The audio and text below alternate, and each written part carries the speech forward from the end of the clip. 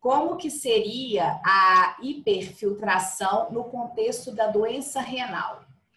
Então, a hiperfiltração, ela vem nos estágios mais precoces, né? Como eu comentei em algum momento da aula, adulto jovem, adolescente adulto jovem, ele é hiperfiltrante, tá? Se eu pego um indivíduo jovem que está com diabetes, que está começando, ou está com diabetes, que tem diabetes tipo 1, e esse diabetes tipo 1, ele tem uma glicemia que se mantém acima de 180, 200, eu começo a jogar esse açúcar fora pelo rim. Então, é uma forma de eu me proteger de não ficar com essa glicemia muito alta. Então, eu jogo e o rim não consegue absorver, porque esse SGLT2 está na capacidade máxima dele. A gente vê que com o passar do tempo, existe um ajuste, eu aumento a capacidade do meu SGLT2 em captar a glicose e trazer ela de volta para a corrente sanguínea, porque o organismo é esperto, ele não vai jogar combustível fora, ele vai guardar. Então, a partir do momento que eu tenho essa adaptação, eu já começo a ter um ajuste dessa hiperfiltração.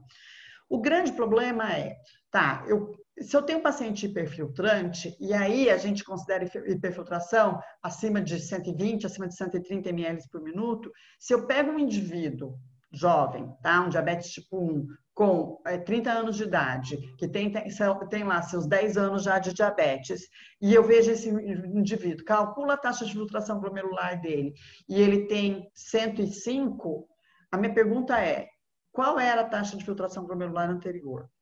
Tá? Então, é nesse contexto que a gente vê a hiperfiltração. Porque você vai falar, se a 105 ele está hiperfiltrando, isso é do diabetes. Bom, se ele tinha uma taxa de filtração glomerular anterior de 120 e atualmente ele está com 105, ele está perdendo taxa de filtração glomerular.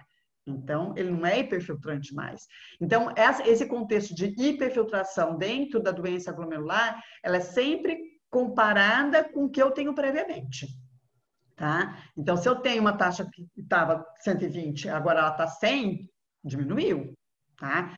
E isso eu vejo em idoso também. Então, em idoso, a gente tem que tomar cuidado, porque às vezes a gente olha a creatinina. Um idoso está lá com uma creatinina de 1 e foi para uma creatina de 1,2. Então, peraí, ele está ainda dentro do valor normal, tá tudo ok. Não, ele aumentou em 20% a creatinina dele. Então, dá uma olhadinha, faz o cálculo da taxa de filtração glomerular, que muito provavelmente esse idoso está perdendo taxa de filtração glomerular. Tá? Então, acho que mais do que olhar um número, a gente tem que olhar o contexto onde esse número se insere. E na doença renal isso é extremamente importante, porque você olha como é que vem o indivíduo. E aí é importante aquela história do estudo do Krolensky, que ele mostra como é que progride. Tem gente que começa a perder taxa de filtração glomerular, ele sai lá de cima e rapidamente ele chega lá embaixo.